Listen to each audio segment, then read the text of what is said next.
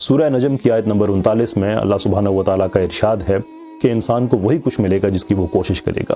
صرف یہی ایک آیت ہم مسلمانوں کی غلط فہمی دور کر دینے کے لیے کافی ہے۔ سم ہاؤ ہم نے یہ سمجھ لیا ہے کہ ہم باقی قوموں سے برتر ہیں اس لیے کہ ہم مسلمان ہیں۔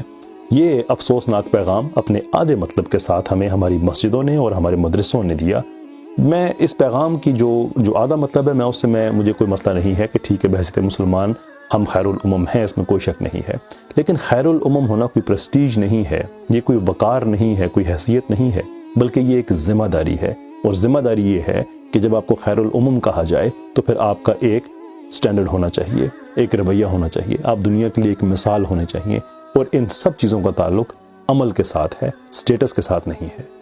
اللہ کی ذات نے کوئی تقسیم نہیں کی کہ آپ مسلمان ہیں، آپ غیر مسلم ہیں، بس آپ کو وہی کچھ ملے گا جس کی آپ نے کوشش کی ہے۔ اگر ہم سائنس نہیں پڑھیں گے، اگر ہم میتھس نہیں پڑھیں گے، اگر ہم سائیکالوجی، فلسفی ان سب چیزوں کو چھوڑ دیں گے اور باقی لوگ ان چیزوں کو پڑھنا شروع کر دیں گے تو یہ ایک نیچرل قانون ہے رب کے ہاں کہ وہ لوگ ہم سے ترقی کریں گے زیادہ، اور ہم پھر اب بیٹھ کے اپنے آپ کو برا کہیں گے، اپنے آپ کو کوسیں گے، اور ان لوگوں کو جو ہم پہ تنقید کرتے ہیں ان کو برا کہیں گے۔ میں خود بڑا بحیثیت مسلمان مجھے اپنے مذہب پہ بڑا فخر ہے، اپنے عقیدے پہ بڑا فخر ہے، اور وہ ملحد لوگ جو ہمیں بار بار تانے دیتے ہیں میری ایک کھلی جنگ ہے ان کے ساتھ علمی اور ادبی میدان میں، لیکن میں انہیں بلیم نہیں کر سکتا۔ جب میں خود نہ پڑھوں، جب میں خود اس چیز کو سمجھ لوں کہ چونکہ میں مسلمان ہوں باقی دنیا مجھ سے کم تر ہے، تو پھر میں ان پہ الزام نہیں لگا سکتا، پھر مجھے سوچنا ہوگا۔ اور یہ جو محنت ہے، دنیا کے ساتھ انگیج کرنا ہے، ہمت ہے، یہ تو ہمارے ریلیجس ڈی این اے کا حصہ ہے۔ 23 سال لگے میرے نبی صلی اللہ علیہ وآلہ وسلم کو دنیا کو بتاتے ہوئے کہ محنت کیسے کی جاتی ہے۔ وہ اللہ کے رسول تھے، اگر وہ دعا کرتے کہ ساری دنیا مسلمان ہو جائے تو کیا اللہ رد کر دیتا؟ لیکن انہوں نے کر کے بتایا کہ جنگ کرنی پڑے گی، جنگ کریں گے، معاہدہ کرنا پڑے گا، معاہدہ کریں گے، ہجرت کرنی پڑے گی، ہجرت کریں گے۔ ہر وہ چیز جو اس زمانے میں موجود تھی انہوں نے وہ کی، اس لیے کہ آنے والا مسلمان کل یہ نہ کہے کہ وہ نبی پاک صلی اللہ علیہ وسلم تو نبی تھے، وہ ان کے لیے آسان تھا، ہمارے لیے تو آسان نہیں ہے۔ ان کے لیے آسان تھا لیکن انہوں نے اس آسانی کو چنا نہیں۔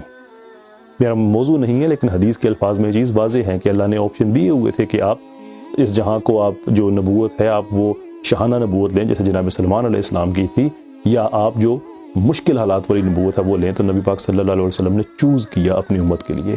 We owe it to our prophet۔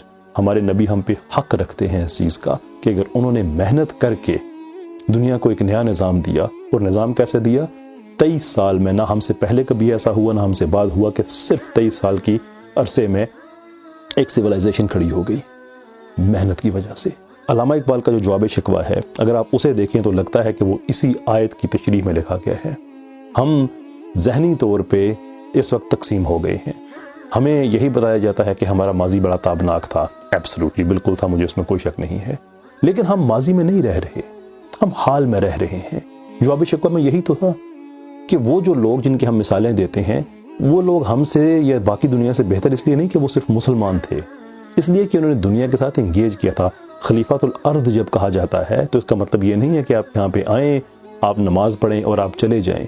نماز پڑھنا میرے ایمان کا حصہ ہے، روزے رکھنا میرے ایمان کا حصہ ہے، لیکن جو دنیا کے ساتھ انگیجمنٹ ہے وہ صرف عبادات کے مجموعے تک محدود نہیں ہے، اس میں علم کا حصول ہے، اس میں ریسرچ ہے، اس میں ڈیولپمنٹ ہے، وہی چیزیں جو پہلے زمانے کے مسلمان کیا کرتے تھے، اور یہی وجہ ہے کہ ان میں پھر کوئی الخوارزمی پیدا ہوا، ان میں کوئی ابن الحیثم پیدا ہوا، ان میں البیرونی، یعنی کہ وہ اپنے اپنے فیلڈز کے سارے ماسٹرز گزرے۔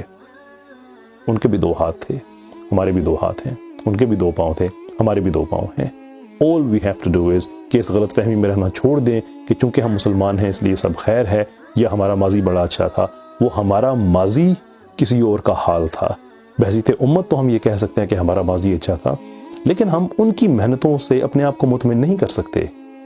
اور اندازہ کریں کہ ان کا حال جو کہ ہمارا ماضی ہے، اگر وہ اچھا تھا اور اس اچھے ماضی کی وجہ سے ہمارا حال اچھا نہیں ہے، تو پھر آپ خود اندازہ کر لیں کہ ہمارا یہ حال جو بڑا برا ہے، یہ جو ہمارا مستقبل ہے اس پہ کیسے اثر ڈالے گا۔ We have to think about it۔